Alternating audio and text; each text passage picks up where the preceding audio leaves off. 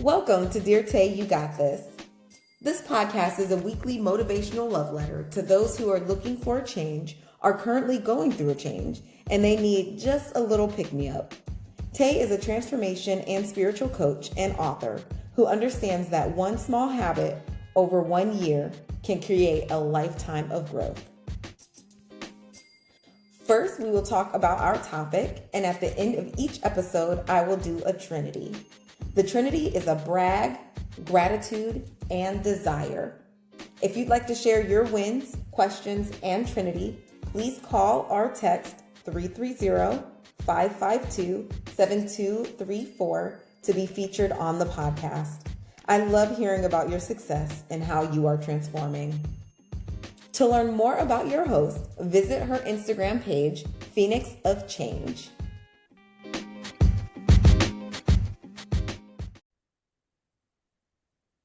In April of 2023, I found a certification program called Mental Health First Aid.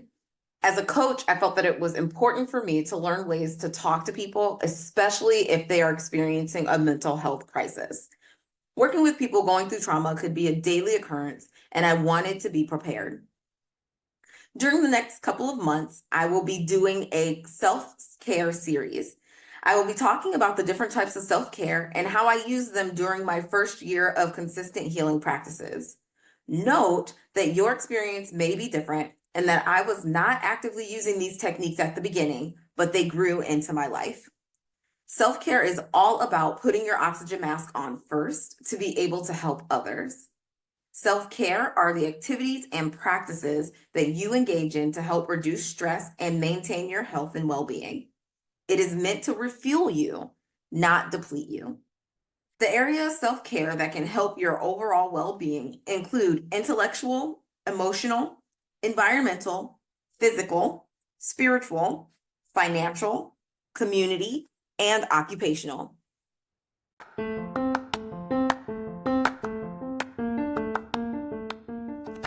In 2022, I decided that I wanted to be more consistent in my business. And one of the ways that I thought to do that was to grow my TikTok following. Now, at the time, I was making videos, but I didn't feel like they were reaching the audience that I was looking for. So what did I do? I needed to have a catch. So my catch was doing sock videos. And basically what that means is I got on TikTok every morning.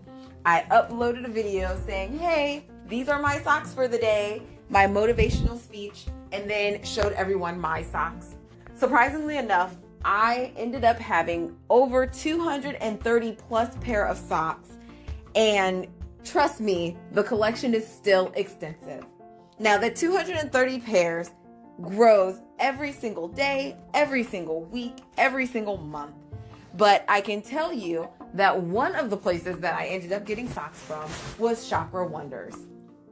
When I went on their website, not only did I see that they had socks, but I also saw that they had artwork, mugs, hats, and even some books.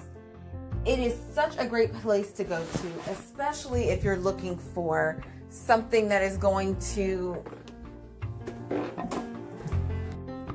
What I love about Chakra Wonders is that it's an organization that provides products and accessories to those interested in astrology, metaphysics, and self-healing practices. Their mission is to build a resort-style facility structured around modern and advanced holistic and naturopathic therapies for physical and spiritual healing. When you make a purchase, you are helping them build a holistic sanctuary for wellness and renewal. Go to chakrawonders.com and use coupon code DEARTAY to receive 15% off your purchase. That is chakrawonders.com.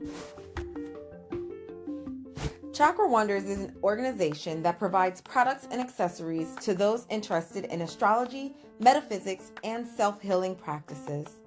Their mission is to build a resort-style facility structured around modern and advanced holistic and naturopathic therapies for physical and spiritual healing.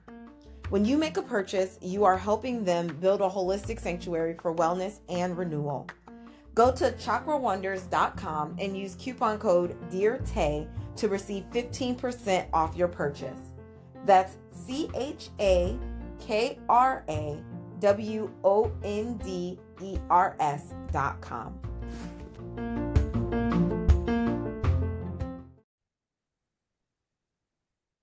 So in February of 2023, this was a month after I started the not drinking and getting up at 6 a.m. every day. I started to notice some things change, but it wasn't like big changes. It was almost like things were happening. I didn't know where things were going, but I could see that there were like minuscule changes.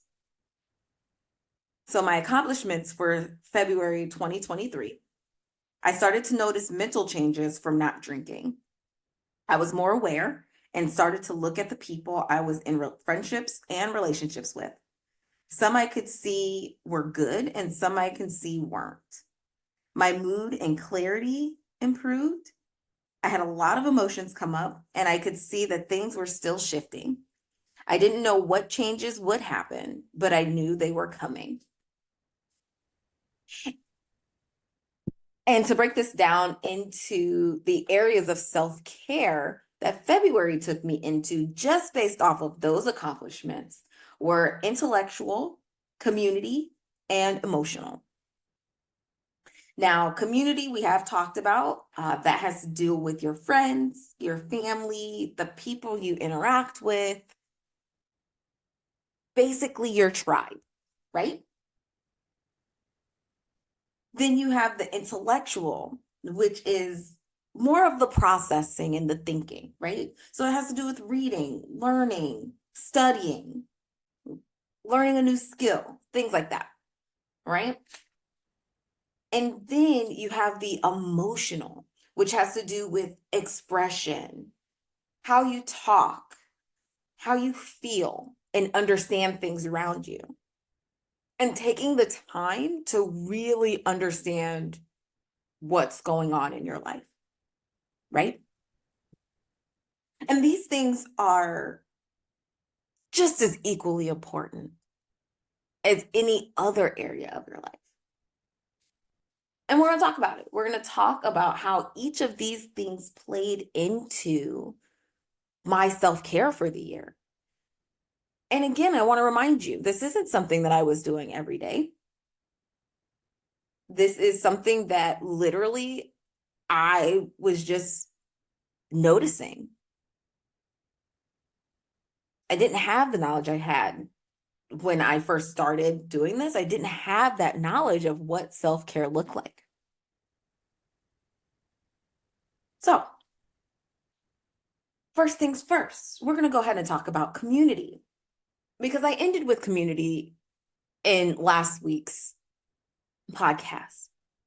And in February, one of the things that I started to do was really start to look at my friend group and the people that I was hanging around with and what influence they had on me or on the people around them.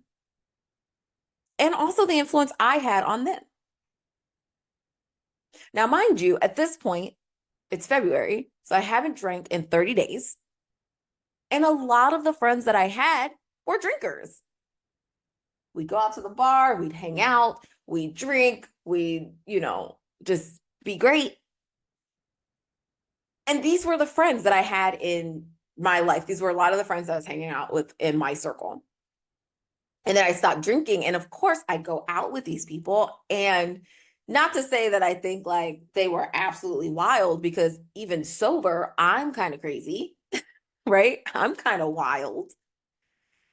But what I noticed is just how they interacted with each other, how they interacted with me, things that were said to me,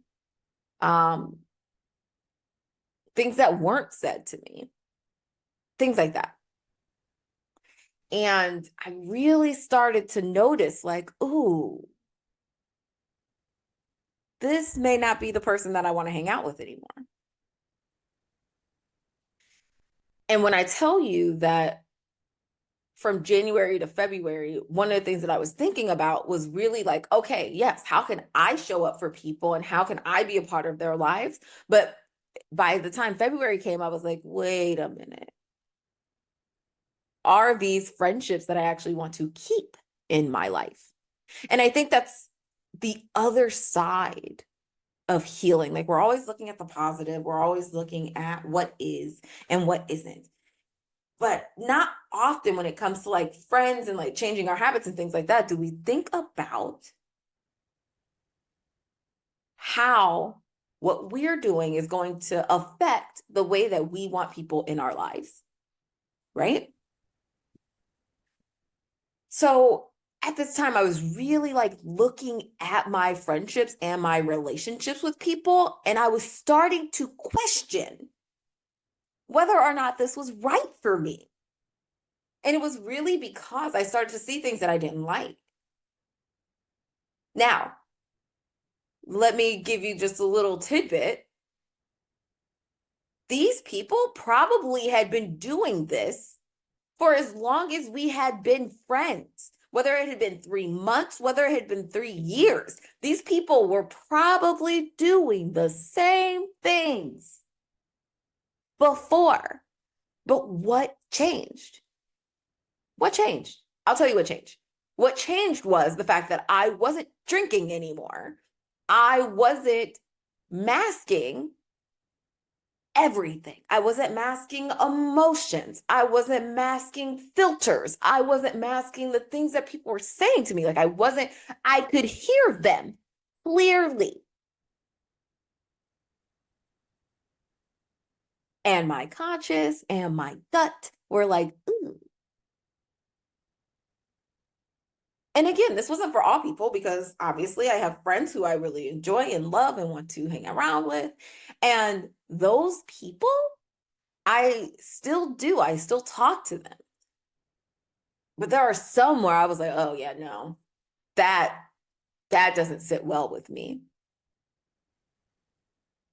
And it could have been some flippant comment, it could have been a joke, it could have been something.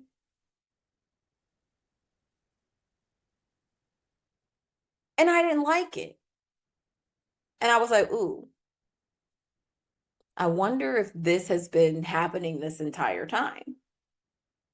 And then of course you go hang out with them again and the same things happen and you're like, okay, yeah, no, this isn't for me. And in February, I started to see that. I started to see that with some of the people who called me their best friends, some of the people I called them my best friends, some people that I was in relationships with. Like I started to see these things and I was just like,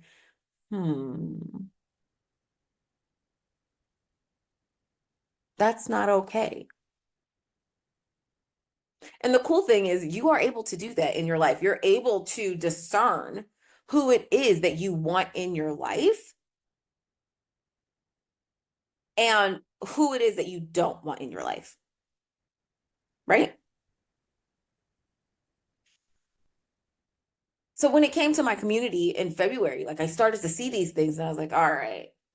Now I'm like hemming and hawing about the ideas of the people that I have in my life. And I'm like, this is where people kind of go to their place and they're like, am I being too sensitive? Right? I can take a joke. I don't really get worked up about a lot of things when it comes to people and things that they say and the things that they believe in. Uh, but what I also realize is that within my life, I need friends who are going to be direct with me, who are going to tell me how it is, um, who are going to share with me, you know, a piece of them. Doesn't have to be all of them, but share with me a piece of them. And what I started to realize was that these people, like you start to realize like what people actually think about you when you're actually paying attention, right? Not drinking started to give me that clarity. It started to give me that sight of what exactly was happening, like who was saying things, what was happening, things like that. And I was just like, well, that doesn't seem right. that that doesn't look right. And I had to think about it, like, why? Why doesn't this look right? Why does this feel different? And it was because I was now looking through a different lens. It is like taking off the rose-colored glasses and seeing the world for what it really is. And that's basically what was happening. And I knew, even talking with my therapist, I knew that it had to do with me drinking. I knew it did. Because I knew what I used drinking for. I knew that I used drinking to cover. I knew it. I used it to mask. I used it to numb. And now I wasn't. And I was determined not to for 90 days. And here I am in month 2. What's that, day 30 to 60? And I'm like, oh, these are some things that I really don't like. So I really started to look at what it was within my community that needed to change. And I started to see that there were a lot of friendships, a lot of relationships, romantic or platonic, that needed to fall away, that I needed to walk away from.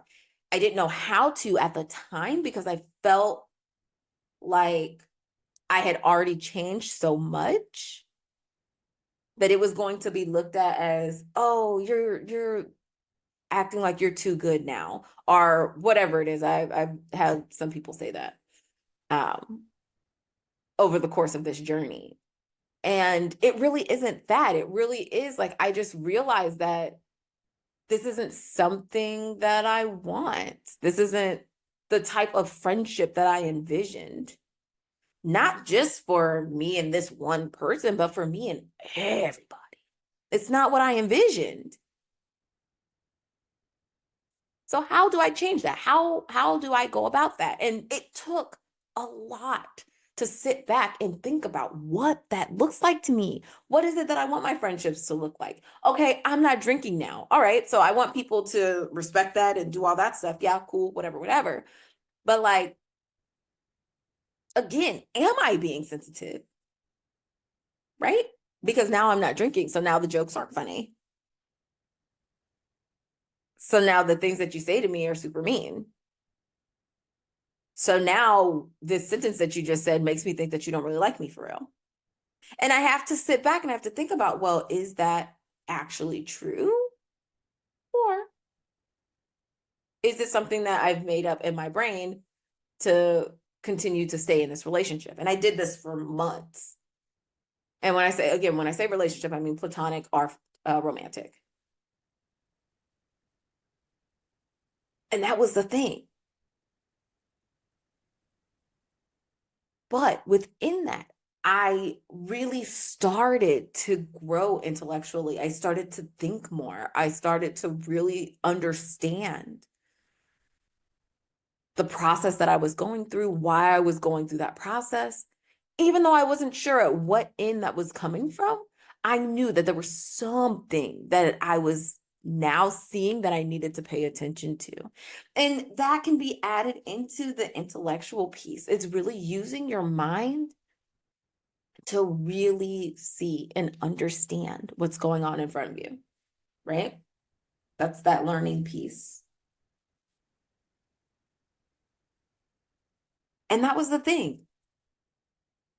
At this point, it had only been 2 months, but now it was like, okay, I'm starting to see some things that I really don't like. And then with journaling every day, what I realized is these are things that I've said stuff about before. Maybe not just to the same people, but just in general. And some of it was to the same people. I talked to this person about their behavior and something that they said to me that really hit me after I was sober from drinking when we hung out, right? And that made me go back and say, hey, about that conversation we had, I didn't like that. But now that I wasn't drinking, I was seeing it more and more. And I was like, So you just really don't know. You don't know your audience. You don't know who you're talking to. You feel like because we've been friends for this long, you can just say whatever and I'm not going to correct you. I'm not going to say something. And it was never in a malicious way. It was never in like, oh, I'm going to attack this person because I very much care about people's feelings and how things come across. And sometimes I'm not really that great at it. But because of that, yes, of course, as your friend, as somebody who's known you for the last 8 years, as somebody who's known you for the last 3 years, I'm gonna come to you and I'm gonna talk to you about it because I need to know why you said this thing.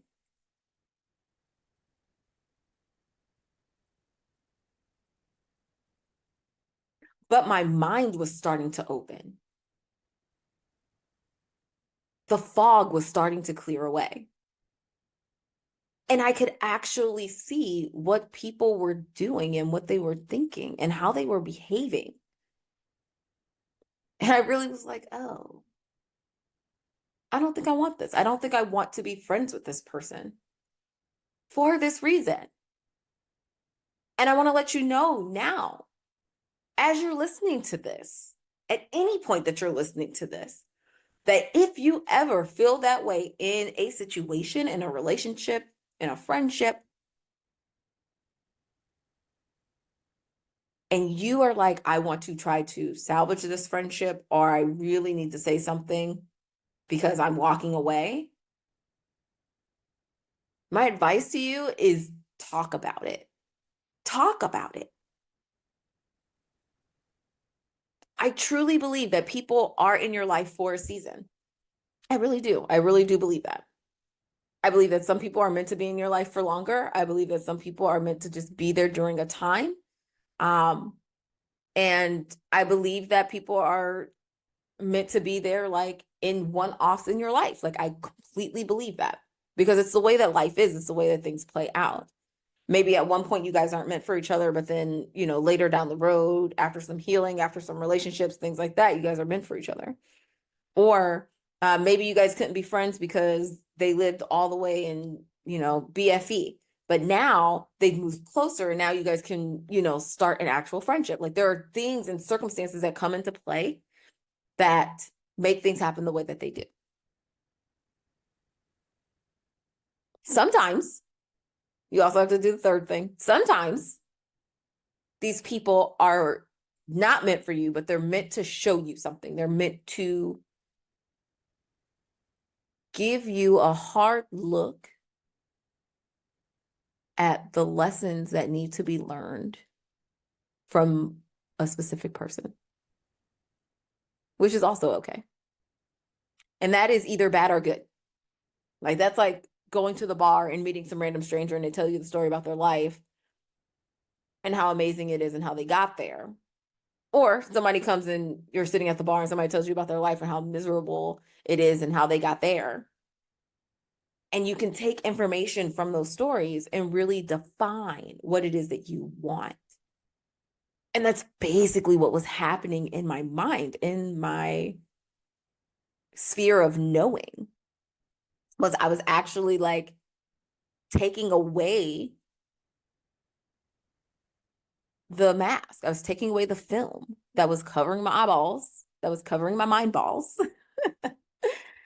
And I was able to see more clearly what it was that I had been covering up.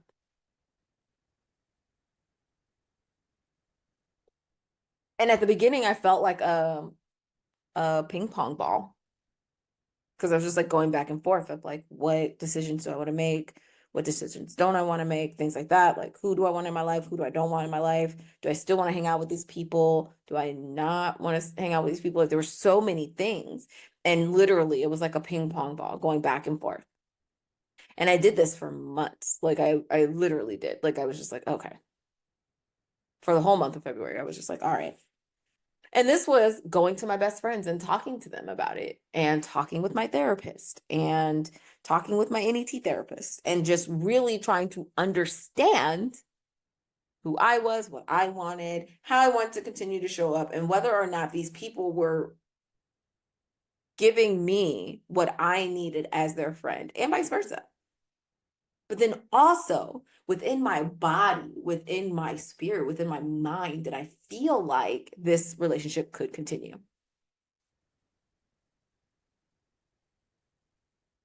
And that was the thing. Like, could it still continue?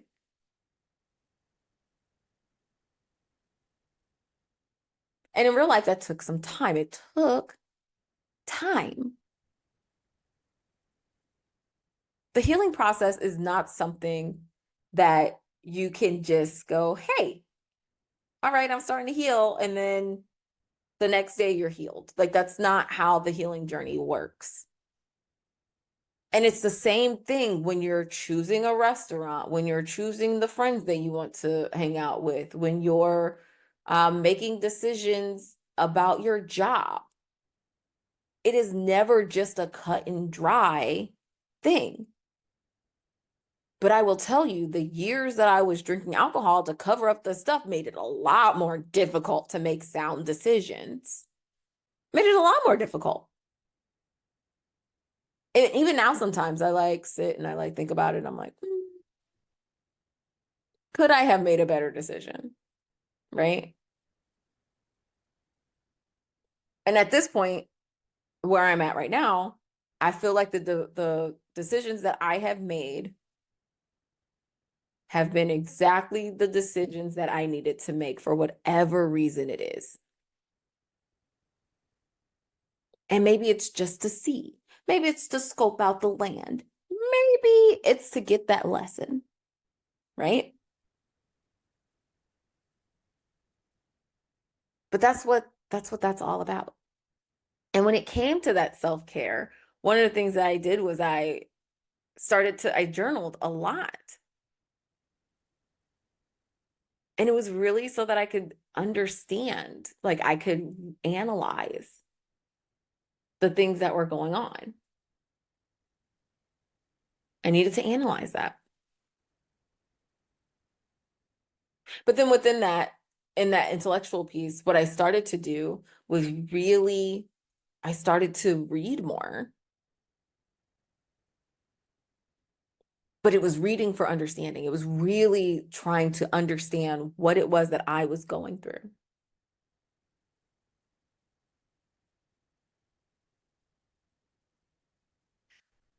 So then we move on to the emotional side of things. And really what ended up happening was because I had stopped drinking and I was the only person going through this at the time. I had two friends at this time who had joined me in the non-drinking for 90 days, which I thought was wonderful. And they did such a good job as well. One of them made it all the way. The other one had a situation happen and started drinking. And then they decided to go ahead and just start all over again, which is cool, right? And for me, because I did not have that mask of drinking, of being drunk, of not feeling, I had to feel every single emotion. And when I tell you that it was exhausting, it was so exhausting. It really was. And it wasn't because I didn't want to do it. It wasn't because I didn't want to. It was because for so long I had put my emotions on the back burner. Sometimes I would feel my emotions. Okay, I would feel my emotions sometimes. But I felt like because I was drinking, I wasn't able to feel them to the fullest extent. I wasn't able to understand them to their fullest extent. It wasn't just that I was sad. Maybe it was that I was discontent.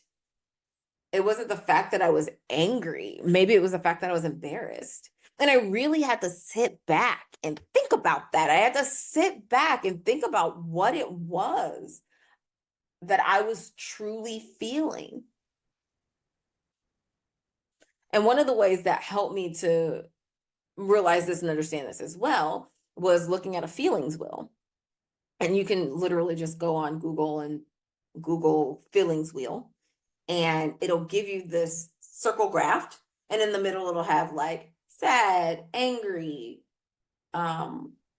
happy, and some other like main emotions. Like if you think about Inside Out and how Riley had 5 main emotions. She had joy, she had sadness, she had disgust, anger, and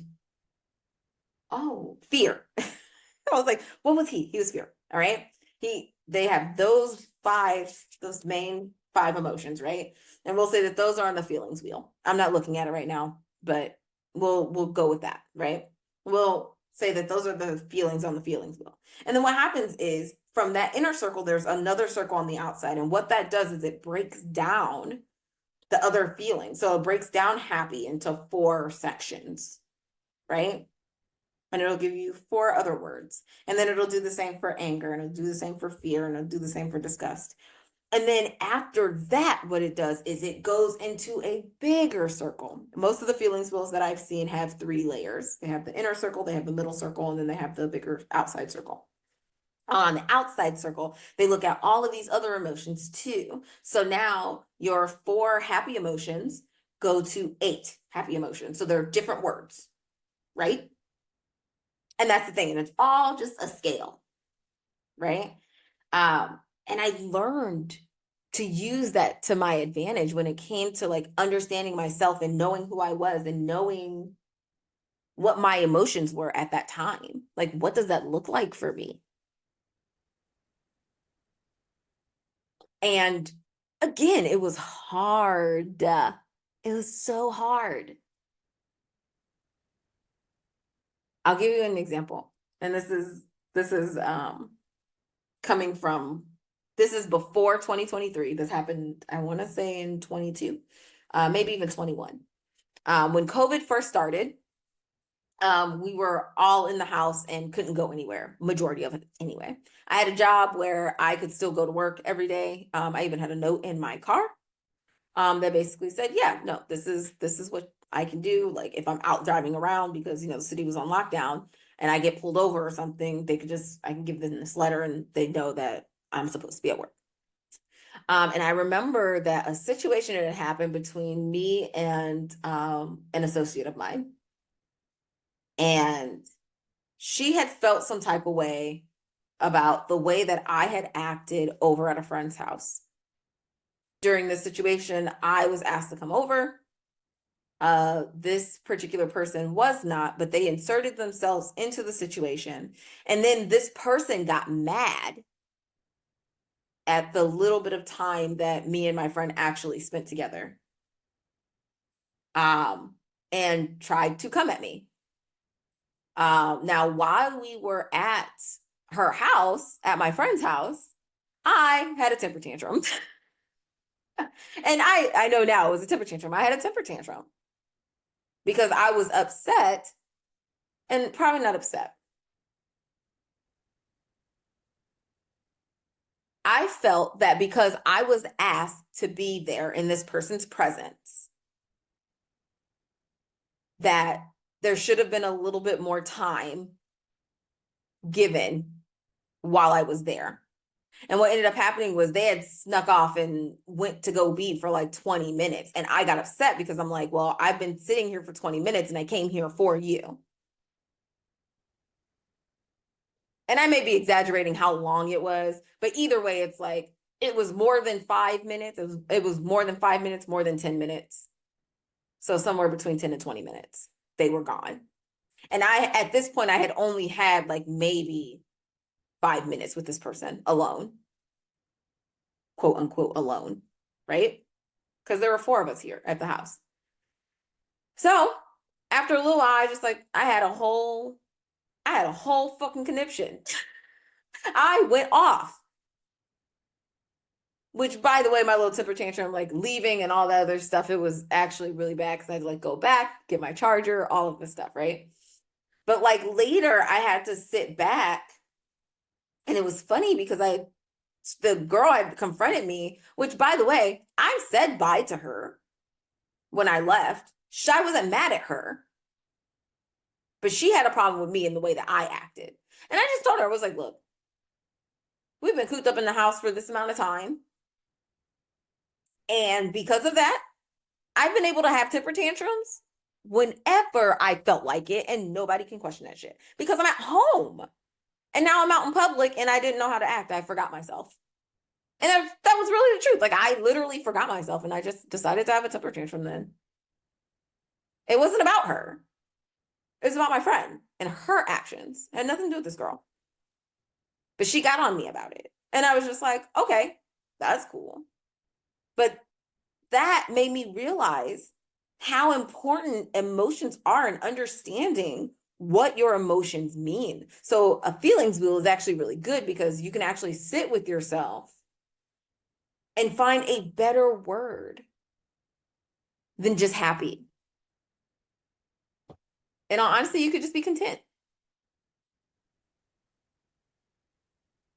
right? Maybe it's not fear, maybe it's anxiety. There's all these different layers to that emotional component. And I was learning that as I was going.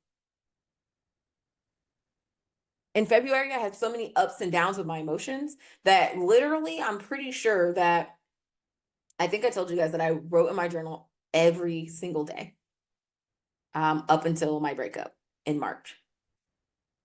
And literally every day there was something, there was some ungodly amount of emotions that were going through my brain, going through my body. And it was because I was finally feeling them instead of covering them up. And I'm not just talking about being angry at something or anything like that. Like, I felt sad. I felt ashamed. I felt guilty. But I had to figure out why I felt this way. Sometimes I felt attacked. Sometimes I felt like people weren't listening. Like, there's so many different feelings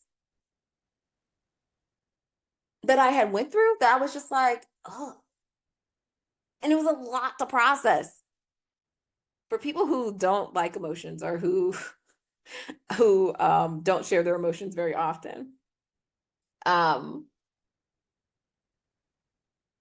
oftentimes it's really hard when you start feeling emotions. Now, don't get me wrong. I am a person who has all of the emotions. I am an emotional being. I have all the emotional things. Like, it is what it is. I'm very passionate about a lot of things. And I enjoy showing my emotions. Like, I really wear my heart on my sleeve. And to go from a space where I was hiding my emotions because I didn't feel like people were actually listening. I didn't feel like my ex-husband was listening. I didn't feel like I had friends who really listened, like things like that. Going from this space of drinking to get rid of those pains, get and to hide from my emotions, and then not drinking and allowing myself to actually feel my emotions, that was so hard. And we'll talk about that next week when it comes down to like the March accomplishments and things that happen. Like, it is so hard. Okay. I am not going to sit here and pretend like, yeah, no, like not drinking was probably easy for me, but it also took commitment. Sometimes I thought that I wanted to drink and I had to sit there and go, no, Tay, no, no, no, you're not drinking today. And I had to go pour my glass of ginger ale and go ahead and drink that, right? But sometimes it's not the same when it comes to emotions because emotions come and they go whenever they please. And for me, now I was really sitting back and I was like, okay, I really need to take a good hard look at these emotions and see where they're coming from, why I'm feeling them. Was I triggered? Right? This was the time for me to really understand my emotions and process them so that I could release them. You know where I learned that from? Going to NET therapy. And it's because during that process, we talk about life and things and patterns and triggers and all of that stuff. And then what we do is we work on finding the underlying emotion that is stuck for that particular event. We process it, we release it, and then we check it again to make sure it's gone. To make sure that we've dealt with that particular emotion. And sometimes it goes deeper than that. Sometimes it goes deeper than that. And that's okay. But going through that process has really helped me to process my emotions.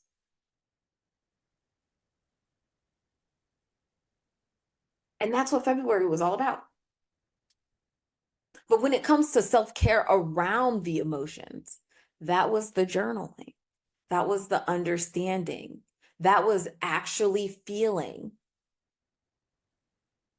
The funny thing is, part of my self-care when I'm having like emotional bouts or when I'm in situations where I know that it's going to be emotionally difficult,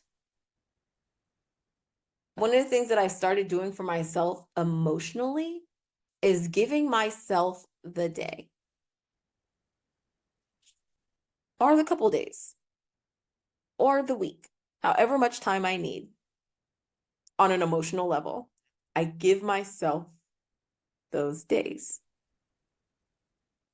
And what I mean by this is there are times where I get sad about something or where I'm frustrated at something or something has angered me. And instead of blowing it off, which is what I would do when I was drinking it away, I now sit in that and I think about what is it that is causing this emotion right now? And this is a way of comforting my inner child, if you will. And the reason I say that is because as a child, I was able to show my emotions. But just like that first episode that I did for my podcast, A Learned Silence, A Learned Suffering, it really was. Sometimes I did decide to suffer in silence. I decided to keep that hidden from people so that I wouldn't have to talk about it. And now, here we come, February 2023. I'm not drinking and I have my friends and I have a therapist and I have an NET therapist. And the one thing that I need to do and want to do now is process these emotions, because they can become suffocating. So what do? I sit back, I take the day. I remember one Saturday, I just like got up and was like, I'm not doing anything today. I am sad. I am sad today. So I did sad shit. And when I say I did sad shit, like I woke up, I ate breakfast, and then I went and watched some like love story that was going to make me cry or some drama, right? Something that was going to elicit the emotions that I needed to process so that I could understand why I was sad. Now, this may not work for everybody because some people are not that in touch with their emotions. But for somebody like me, who is pretty in touch with my emotions, who have been seeing people who have been helping me get more in touch with my emotions and process them, at this point, I was like, no, we have to work through this. So I'll put my phone away. I will go and just do sad shit.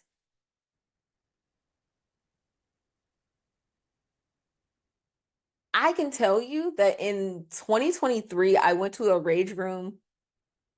I want to say, did I go twice in 2023? I went once with a friend of mine after my breakup, and then I went once with my partner, and I can't remember if that was this year or if it was last year. I can't remember if it was 24 or 23. But either way, I think it was 23. I went to a rage room twice. And it is because I wanted to break some shit. I needed to physically break something. And instead of breaking my shit, the things that are in my house, I decided to go to a rage room and break somebody else's shit, which, by the way, doesn't belong to anybody. It belongs to the warehouse that you go and break the things, right? But that's the thing, like, I needed to get that anger out. And did it help? Yes. It helped emotionally and it helped physically. Because now I could be mad at an inanimate object. I can break it and it doesn't need to be put back together. But that is also a symbol of the thing that I'm mad at. That way I can come back and I can be like, okay, this is what was really going on. This is why I'm sad. This is why I'm angry, whatever it is. And that's what it's all about when it comes to emotional self-care. What are the things that you can do to help with that expression? For me, sometimes emotional self-care looks like taking a bath. I love baths. I love getting in the water, putting my essential oils in, my bath salts, and just being, right? But that helps me. That helps me to process and to understand. And sometimes I will take a book in the bath and I will read instead. But it is the ability for me to be able to sit with myself and nourish the person that I am, nourish the person that I'm becoming, and let her know that she is okay. This bath is safe. We're washing away all the negative energy. We're here to understand our emotions, whatever it is. And that's the whole thing when it comes down to it, is really coming up with a plan in regards to these areas of self-care, creating a plan, making it simple, easy steps, easy steps. What is it that you can do that will help refuel you? And then actually working the plan.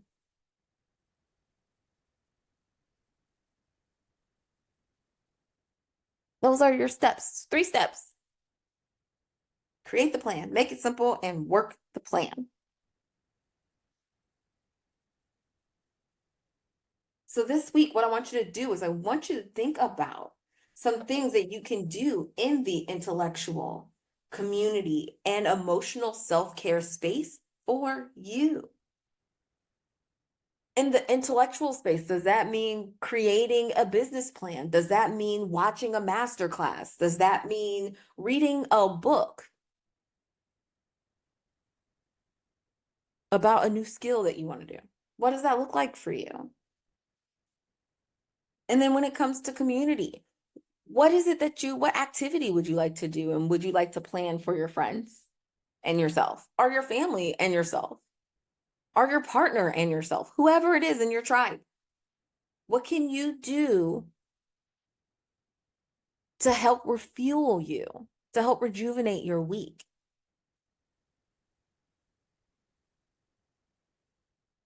And then when it comes to the emotional side, how can you help nourish your emotional side? What is it that you can do? Do you want to sit down and journal? Do you want to sit down and talk with a friend about it? And with that, you're killing 2 birds with 1 stone, the community and the emotional. Or do you just want to take a day and go do a spa day? Or do you want to take a day and really just feel your emotions and understand where you are at right now in life? Again, create a plan. Make it simple. One thing, just one thing. And you can do one thing from each category. You can do one thing from one category, doesn't matter. And then work the plan. You're not going to see results if you don't work the plan. That's with everything. When you create your goals and you create your dreams, when you're, doing all these things, when you're creating your vision board, you can create all of these things and put these things into fruition and have a list. But unless you are actually taking action and doing the work, will you see a change?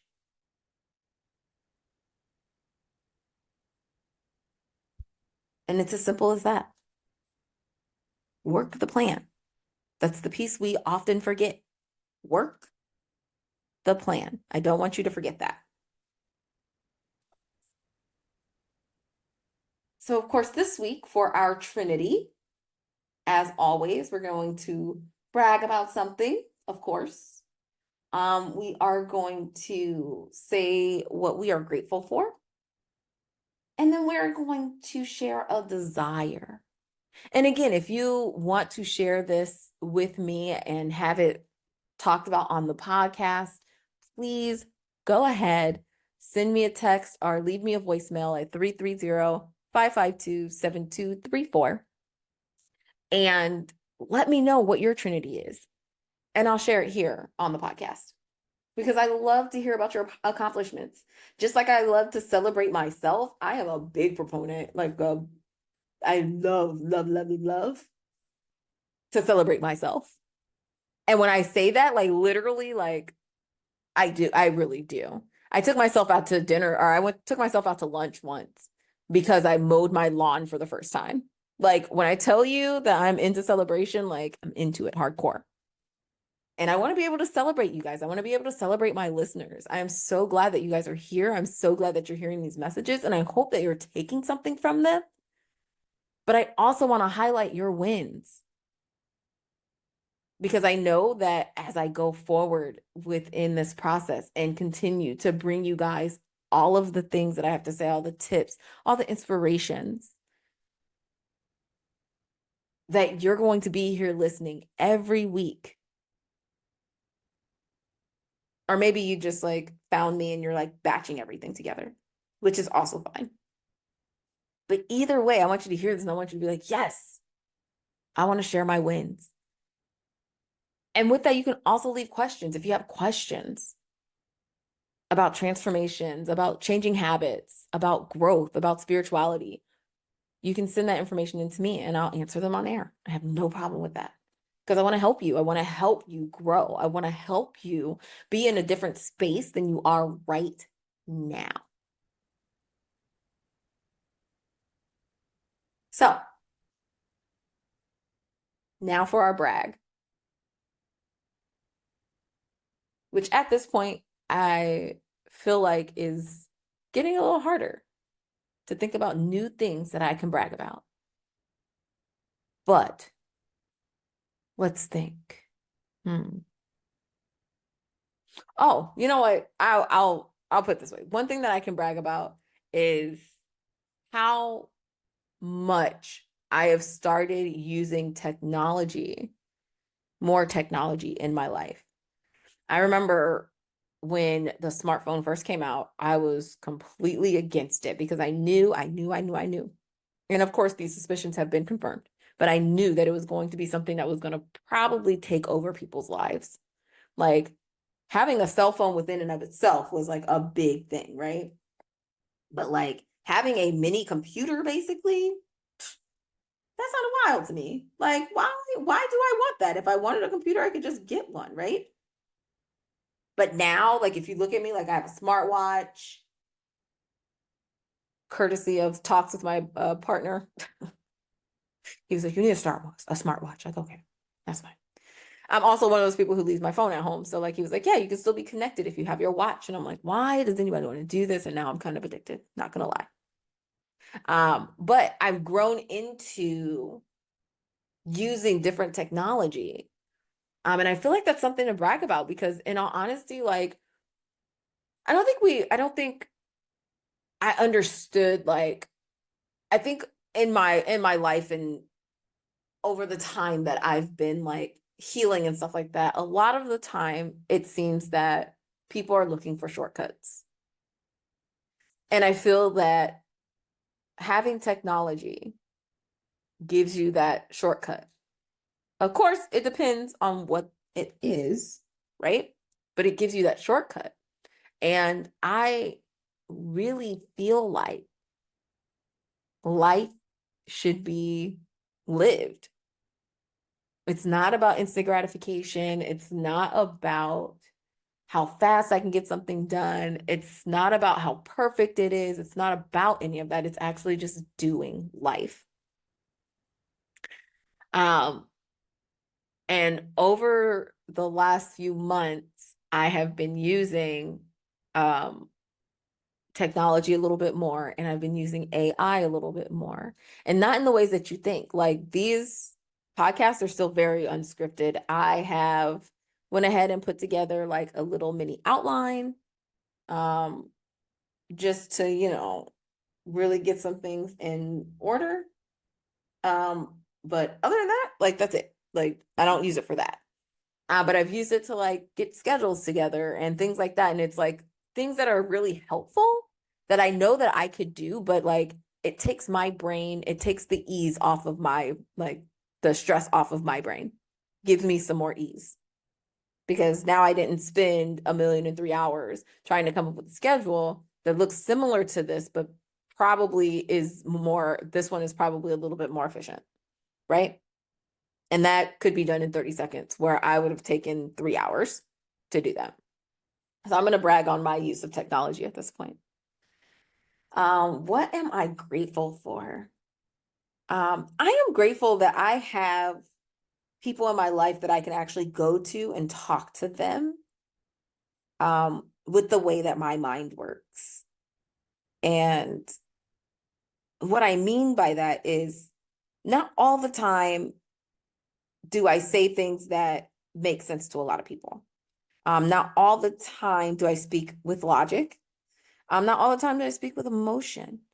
But I do have friends who know who I am, how I talk, how I react, all of these things, and who really, really support me in not only my decision making, but like in everything, in my business, in life, and just all the things, right?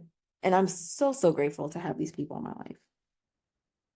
And it's nice because I know that not a lot of people have this in their life. And sometimes I feel so, so lucky. And sometimes I really just want to give, like, all the things, all the people that I know and things like that. I want to give those to people, right? I want to give them to those people. And I know that that's not possible, but I'm so grateful to have them in my life. Like, so, so grateful. Because they keep me going. They keep my world going. And you can't say that about a lot of people. So I am grateful for them. Very, very, very grateful. And a desire. As I sit here and after this conversation and talking about self-care and wellness and, well-being, I think one of the things that I really desire at this moment is a spa day. And I mean like a full day of spa-ness. Now, I'm not sure where I can find this. So if you know anywhere, please give me recommendations. But I really want to like go in and have a massage. And then I want to be able to sit in a sauna or in a pool or a jacuzzi. I kind of want to get a mud wrap, which I think would be actually really cool. And I'm not sure if they would do that before or after the massage or before or after the sauna. Either way, I feel like that would be great. I want to get a nice facial, like a long, wonderful facial. And then also within that, I want them to exfoliate my whole body. I feel like that's in order. And that's my desire. And as always, if you want to share your Trinity and come on the show and brag and share your gratitude and share your desires, please contact me. Let me know so I can shout you out. Thank you so much for being here today. And I will talk to you guys next week.